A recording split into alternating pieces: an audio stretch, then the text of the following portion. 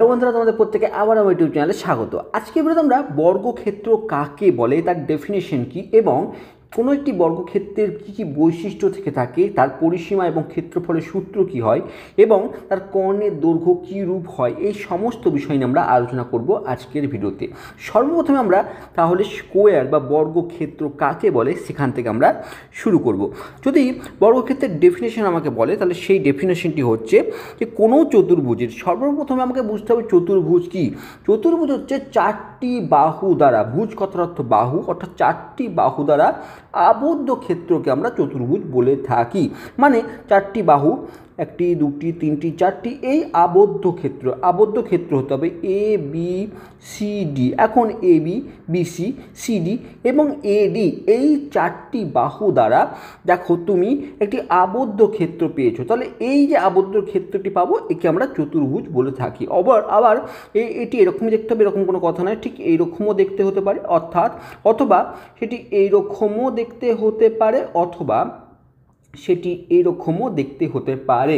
মাথায় রাখবো যে চারটি বাহু থাকবে, বাহু কথার অর্থ এখানে সরল রেখা অংশ থাকবে, অর্থাৎ এগুলোকে বলা হচ্ছে সরল রেখা অংশ থাকবে চারটি, এবং আবদ্ধ ক্ষেত্র উৎপন্ন করবে সেই চারটি সরল রেখা অংশ, তাকে আমরা কিন্তু চতুর্ভুজ বলে থাকি। এখন এই চতুর্ভুজের অর্থাৎ চারটি বাহু দ্বারা গঠিত আবদ্ধ ক্ষেত্রটির কিছু বৈশিষ্ট্য যদি এরকম থেকে থাকে যে তাদের বাহুগুলি দৈর্ঘ্য সমান হবে, অর্থাৎ এই যে চারটি বাহু বা এই চারটি বাহু বা এই চারটি বাহু যাই বলো না কেন, এদের দৈর্ঘ্য সমান হবে।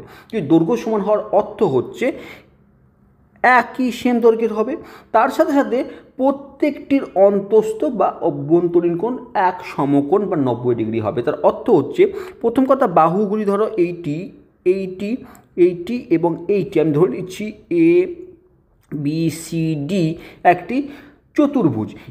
এই যদি এ বি অর্থাৎ এই বাহুটি এবং এই বাহুটি প্রত্যেকেরই যদি ধরে নাও যে এদের এ সেমি বা এ একক বিশিষ্ট এদের বাহুর দৈর্ঘ্য হয়ে থাকে, এবং এরা যে কোণ উৎপন্ন করছে এই আভ্যন্তরীণ কোণ, এই কোণগুলি যদি 90 ডিগ্রি হয়ে থাকে প্রত্যেকটি কোণ, তাহলে আমরা এই চিত্রটিকে বা এই আকৃতিটিকে আমরা বর্গক্ষেত্র বলে থাকবো। বুঝতে পারলে? তাহলে কি বলছে, যে চতুর্ভুজের বাহুগুলির দৈর্ঘ্য পরস্পর সমান, অর্থাৎ এই বাহুগুলো সমান হতে হবে, চারটি বাহু সমান দৈর্ঘ্য বিশিষ্ট হতে হবে, এবং এই চারটি বাহু দ্বারা আবদ্ধ যে ক্ষেত্রটি উৎপন্ন হলো তাদের যে অন্তস্থ কোণ বা অভ্যন্তরীণ কোণ সেগুলি প্রত্যেকটি 90 ডিগ্রি করে হতে হবে। আর এই বৈশিষ্ট্য যদি থেকে থাকে কোনো একটি চতুর্ভুজে, তাকে আমরা স্কোয়ার বা বর্গক্ষেত্র বলে থাকবো। বর্গক্ষেত্রের বৈশিষ্ট্য, প্রথম কথা হচ্ছে যে বাহুগুলির দৈর্ঘ্য কিন্তু বাহুগুলি সবসময় পরস্পর সমান হয়ে থাকবে, এটি হচ্ছে এর প্রথম ধর্ম বা বৈশিষ্ট্য। সেকেন্ড বৈশিষ্ট্য কি, এদের অন্তস্থ কোণ বা অভ্যন্তরীণ কোণ 90 ডিগ্রি হয়ে থাকবে। অর্থাৎ ধরো এটি আমি একটি চতুর্ভুজ, একটি বর্গক্ষেত্র আমি অঙ্কন করলাম, এর এ বি সি ডি এদের আভ্যন্তরীণ কোণ কথার অর্থ কি, আমি কি বললাম, এই কোণটি এই কোণটি এই কোণটি এই কোণটি, ঠিক আছে। এবার আভ্যন্তরীণ কথার এইটিও আরেকটি কোণ, কিন্তু বাইরের দিকে এই যে কোণটি এটিও কিন্তু, বা এই কোণটি একটি কোণ, কিন্তু এইগুলি কিন্তু বহিস্থ কোণ বলা হয়ে থাকে, আভ্যন্তরীণ কোণ বলা হয়ে থাকে না।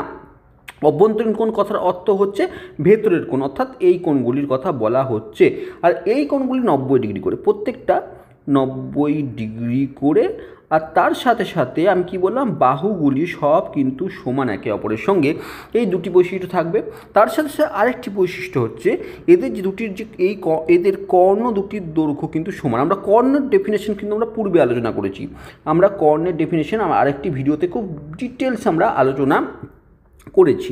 এখন যদি এইটি একটি বর্গক্ষেত্র হয়ে থাকে এ বি সি ডি, এখন এই এ বি সি ডি বর্গক্ষেত্রের কর্ণ বলতে এদের বিপরীত, এদের চারটি যে শীর্ষবিন্দু আছে তাদের বিপরীত শীর্ষবিন্দুর মিলিত সরলরেখাংশকে বলা হয়। অর্থাৎ এর সঙ্গে আমি সি এবং বি এর সঙ্গে আমরা ডি যুক্ত করলে এই যে এ বি এবং এসি এবং ডিবি দুটি কিন্তু আমরা এর কর্ণ পাবো। এই কর্ণগুলো কি বলছে, কর্ণগুলির দৈর্ঘ্য সমান হবে, অর্থাৎ A C is equal to BD হবে, এদের দৈর্ঘ্য সমান হবে। তার সাথে সাথে আরও কি বলছে, এই কর্ণগুলি পরস্পরকে সমকোণে সমদ্বিখণ্ডিত করে। সমকোণে বলতে এই প্রত্যেকটি কোণ কিন্তু 90 ডিগ্রি হয়ে থাকবে, 90 ডিগ্রি 90 ডিগ্রি 90 ডিগ্রি 90 ডিগ্রি, এই প্রত্যেকটি কোণ 90 ডিগ্রি হয়ে থাকবে, অর্থাৎ সমকোণে সমদ্বিখণ্ডিত। অর্থাৎ এই যে পয়েন্টটিতে এরা মিলিত হলো, কারণ এই পয়েন্টটি যদি আমি পি দিয়ে দিই, তাহলে মাথায় রাখবো এই পি পয়েন্টটি এই বিডি কর্ণকে সমান ভাগে সমদ্বিখণ্ডিত করেছে, অর্থাৎ DP is equal two PB. একই রকমভাবে যদি আমরা এসির কথা বলে থাকি, তাহলে এই পি পয়েন্টটি এসি বাহুকেও সমান দুইটি ভাগে বিভক্ত করবে, অর্থাৎ এপি ইজ ইকুয়াল টু পিসি। এখন যদি আমরা এই নামে নাম বলে আমরা যদি বলি, তাহলে বর্গক্ষেত্রের ক্ষেত্রে এ বি সি ডি একটি বর্গক্ষেত্র, যার ধরে নিচ্ছি এই এ বি 5 সেমি। তার মানে এ বি যদি 5 সেমি হয়ে থাকে, তার অর্থ বিসিও হবে 5 সেমি, সিডি এও হবে 5 সেমি, আর এডি এই বাহুটিও হবে 5 সেমি, প্রত্যেকটি বাহু হবে 5 সেমি করে। ঠিক আছে। আর কোণগুলির কথা অর্থ হচ্ছে কোণ ডিএবি 90 ডিগ্রি হবে, কোণ সিবিএ এও 90 ডিগ্রি হবে, কোণ এডিসি এও 90 ডিগ্রি হবে, এবং কোণ ডিসিবি এও 90 ডিগ্রি হয়ে থাকবে। বুঝতে পেরেছি। এবং এর দুটি কর্ণ পেয়েছি আমরা, এসি এবং বিডি, এরাও কিন্তু সমান হবে।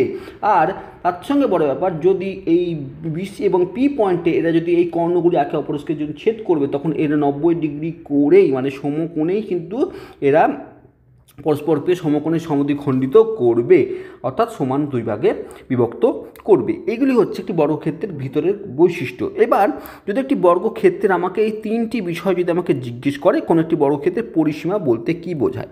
এখন এটি একটি বর্গক্ষেত্র, ঠিক আছে। পরিসীমার কথার অর্থ কি, যদি আমি এক কথায় বা সুন্দরভাবে খুব সরলীকরণভাবে যদি বলি, তাহলে একটি বর্গক্ষেত্রের পরিসীমা কথার অর্থ হচ্ছে, যদি ধরো তুমি এই এ পয়েন্টে এ বি সি এবং ডি, এটি একটি পার্ক, এবং এ পয়েন্টের ওপরে তুমি দাঁড়িয়ে আছো, এবং এ পয়েন্ট থেকে তোমাকে বলা হলো আবার এই রাস্তা দিয়ে, এই রাস্তার মতো ধরে না, একটি পার্কের রাস্তা, এ থেকে বি, বি থেকে সি, সি থেকে ডি এবং ডি থেকে এ তুমি হেঁটে এসো, এবং হেঁটে আসার পর তোমার অতিক্রান্ত দূরত্ব যদি বের করতে পারো, তুমি কী করবে? ধরে নিচ্ছি এ বি 5 সেমি, তাহলে বিসিও 5 সেমি হবে, যেহেতু এটি একটি বর্গক্ষেত্র বা স্কোয়ার।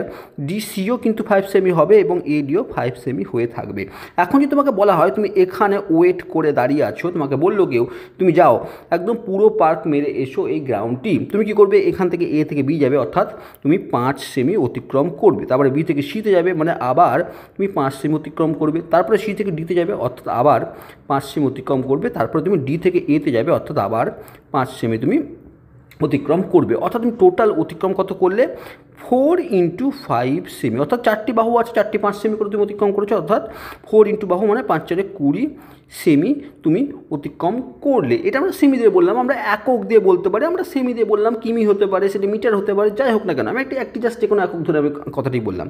তাহলে আমরা বুঝলাম যে কোনো একটি বর্গক্ষেত্রের যখন পরিসীমা বলে, তার অর্থ হচ্ছে তার সেই যে বাহু দ্বারা যে গঠিত, সেই বাহুর কিন্তু দৈর্ঘ্যকে নির্ণয় করতে বলছে। আর সেটি আমরা সূত্রের দ্বারা বলতে পারি 4 × বাহু একক, অর্থাৎ একক বলতে এখানে যদি সেমি বলে তো সেমি হবে, যদি এখানে কিমি বলে তো কিমি হবে, এখানে যদি মিটার বলে তো মিটার হবে, যে একক বলবে সে এককের এর মানটি বের হবে একটি বর্গক্ষেত্রের ক্ষেত্রফল, একটি পরিসীমার। এবার বর্গক্ষেত্রের ক্ষেত্রফল কি?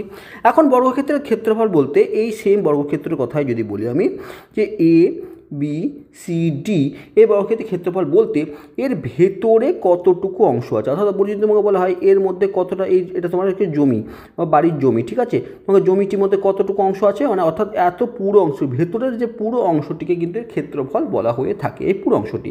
এখন এই ভিতরে যদি এর 5 সেমি বাহু বিশিষ্ট এটি যদি বর্গক্ষেত্র হয়ে থাকে, তাহলে এর ক্ষেত্রফল বের করব আমরা কী করে? এই প্রশ্নটা আমাদের মাথায় আসে, ঠিক আছে। আমরা কী করে বের করব? তাহলে কি পাচ্ছি আমরা, যদি এখন ভেতরে এই যে অংশটিকে যদি আমরা বের করতে হয়, আমরা একটি কাজ করতে পারি। আমরা প্রথমে এই বিডিকে যুক্ত করলাম, একটি কর্ণ যুক্ত করলাম। এখন কর্ণটি এই সমানভাবে দুইটি ভাগে আমাকে ত্রিভুজে কিন্তু বিভক্ত করে দেবে। এখন আমরা ত্রিভুজের ক্ষেত্রফল আমরা জানি 1/2 × ভূমি × উচ্চতা, 1/2 × ভূমি × উচ্চতা। আমরা ত্রিভুজের ক্ষেত্রফল জানি 1/2 × ভূমি ইন্টু উচ্চতা। এইটি আমরা কিন্তু পূর্বে থেকেই জানি, আর তার উপর ভিত্তি করে আমরা এই ক্ষেত্রফলের স্কোয়ারের বা বর্গক্ষেত্রের ক্ষেত্রফল নির্ণয় করতে পারবো। বিডি কর্ণটি, এই বিডি কর্ণটি কিন্তু দুইটি ত্রিভুজকে তৈরি করে দিয়েছে আমাকে। এখন এই দুইটি ত্রিভুজেরই আমরা কি জানি, আমরা ভূমি অর্থাৎ এই ত্রিভুজের কথা বলি, আমি যদি ত্রিভুজ বিডিসি এটি একটি ত্রিভুজের কথা বলি, এটি একটি সমকোণী ত্রিভুজ, মানে এই কোণটি সমকোণী ত্রিভুজ, এই কোণটি সমকোণী ত্রিভুজ। এই ত্রিভুজের ভূমি হাফ ইন্টু ভূমি কথার অর্থ হচ্ছে ডিসি, আর উচ্চতা হচ্ছে বিসি, তার অর্থ হচ্ছে হাফ ইন্টু 5 তাই না? বিসি ডিসি তো সেম। আবার একই রকমভাবে আরেকটি ত্রিভুজ পাচ্ছি, ত্রিভুজ এ বি ডি।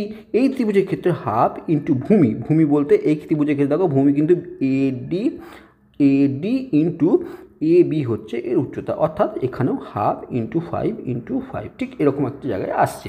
এখন এই দুটি ত্রিভুজকে যদি যোগ করি, অর্থাৎ ত্রিভুজ এ বিডি প্লাস ত্রিভুজ বিডিসি, অর্থাৎ দুটি ত্রিভুজের যে জায়গা দখল করে আছে সেটি পুরো অ্যাকচুয়ালি জায়গা দখল করে আছে। দুটি ত্রিভুজের ক্ষেত্রফল যদি আমি বের করতে পারি, সেটি যত জায়গা দখল করে আছে, পুরো বর্গক্ষেত্রটি ততটি জায়গা দখল করে আছে, তাহলে এই দুটি যোগ যদি করি আমি, তাহলে half into 5 plus half into 5 ঠিক আছে।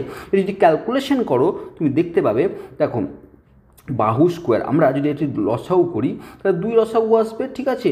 আমরা দেখতে পাবো তাহলে কী পাচ্ছি, 2 লসাগু হলো 5 প্লাস 5 অর্থাৎ আমরা দুইটি এরকম পাচ্ছি 5 অর্থাৎ আমরা কেটে কুটে কী আসছে 2 ইন্টু আমরা 5 কিন্তু পাচ্ছি। এখান থেকে আমরা এর পরের লাইনে আমরা খুব ইজিলি বলতে পারি এটি হচ্ছে 5 অর্থাৎ আমরা বাহু গণিত বাহু বর্গ একক। এখান থেকে যেহেতু বাহু আমরা এখানে বর্গ একক, অর্থাৎ যদি সেমি যদি হয় তাহলে বর্গ সেমি কিন্তু এর একক হিসাবে আমরা লিখবো। তাহলে কী পাচ্ছি আমরা, তাহলে এই ক্ষেত্রে 5/25 অর্থাৎ এর আমি যদি ক্ষেত্রফল বের করি তাহলে বাহু স্কোয়ার বা বাহু ইন্টু বাহু এইভাবে কিন্তু নির্ণয় করব। এখন আসছে কর্ণের দৈর্ঘ্য। আমরা দেখলাম যে একটি বর্গক্ষেত্রের কিন্তু কর্ণ দুটি কিন্তু সমান মাপের হয়ে থাকে, মানে একটি যদি আমরা কর্ণ বের করি তাহলে যথেষ্ট। তাহলে এই একটি কর্ণ অর্থাৎ এ বি সি ডি, আমি এই বিডি কর্ণের দৈর্ঘ্য যা হবে এসি কর্ণের দৈর্ঘ্য কিন্তু তাই হবে। তাহলে কী করে বের করব, আমরা শিখেছি পিথাগোরাসের উপপাদ্য, যেটা আমরা পূর্বে আলোচনা করেছি। সেই পিথাগোরাসের উপপাদ্য কোথায় প্রয়োগ হয়, আমাদের সমকোণী ত্রিভুজের ক্ষেত্রে প্রয়োগ হয়। আর এই সমকোণী ত্রিভুজের এই কোণটি সমকোণ, অর্থাৎ ত্রিভুজ বিডিসি একটি সমকোণী ত্রিভুজ। আর এই ত্রিভুজের আমি এই বাহুটি জানি 5 সেমি, এই বাহুটিও জানি 5 সেমি, আর এই বাহুটি আমি জানি না, সেটিকে আমি ডি ধরে নিচ্ছি। অর্থাৎ ডিবির আমি কিন্তু মান বের করতে চাইছি। ডিবি হচ্ছে কর্ণ, চারি দৈর্ঘ্য আমরা বের করতে চাইছি। আমরা কি করতে পারি, আমরা যে পিথাগোরাস আমাকে সূত্রটি শিখেছি সেটি শিখেছে অতি স্কোয়ার। কিন্তু মাথায় রাখবো এই ফর্মটি তখনই ইউজ করতে পারবো কোনো একটি ত্রিভুজের ক্ষেত্রে যখন সেই ত্রিভুজটি সমকোণী ত্রিভুজ হবে, মানে একটি কোণ তার 90 ডিগ্রি হবে। এখন এই ত্রিভুজের ক্ষেত্রে আমরা ইউজ করতে এই কারণে পাচ্ছি যেহেতু একটি কোণের 90 ডিগ্রি। তাহলে সেখানে কী করবো, অতি স্কোয়ার সমান লম্ব স্কোয়ার প্লাস ভূমি স্কোয়ার, এই ফর্মুলা আমরা ইউজ করব। অতি মাথায় রাখবো কোনো ত্রিভুজের সর্ববৃহৎ বাহুটিকে অতি বলা হয়, অথবা একটি সমকোণী ত্রিভুজের সমকোণের অপোজিটে যে বাহুটি থাকে সেটিকে অতিভুজ হিসাবে ধরা হয়। এখন আমরা অতিভুজেরই মান বের করতে চাইছি, অর্থাৎ অতি স্কোয়ার মানে DA square is equal two লম্ব 5 স্কোয়ার প্লাস ভূমি স্কোয়ার মানে 5 স্কোয়ার। আমরা ডি যদি তুলে দিই তাহলে আমরা square root of 5 square plus 5 square, অর্থাৎ আমরা কি পাচ্ছি, আমরা 2 ইন্টু 5 স্কোয়ার রুট অফের মধ্যে, ঠিক আছে। 5 স্কোয়ার থেকে একটা 5 বেরিয়ে আসবে, অর্থাৎ √2 ইন্টু 5 √2। আমরা দেখতে পাচ্ছি এখান থেকে আমরা পাবো √2 ইন্টু 5। দেখো লক্ষ্য করতে পারছি √2 ইন্টু 5 অর্থাৎ √2 ইন্টু বাহু একক। তাহলে যখন আমাকে বর্গক্ষেত্রের পরিসীমার ফর্মুলা কেউ জিজ্ঞেস করবে, সেটি আনসার হবে 4 ইন্টু বাহু, ক্ষেত্রফল হচ্ছে বাহু স্কোয়ার, এবং তার কর্ণের দৈর্ঘ্য নির্ণয় করবো আমরা √2 ইন্টু বাহু এই ফর্মুলার দ্বারা। আর সেটি কীভাবে এসেছে আমরা এই ভিডিওতে আলোচনা করলাম। যদি ভিডিওটি ভালো লাগে অবশ্যই চ্যানেলকে সাবস্ক্রাইব করো। Thank you for watching.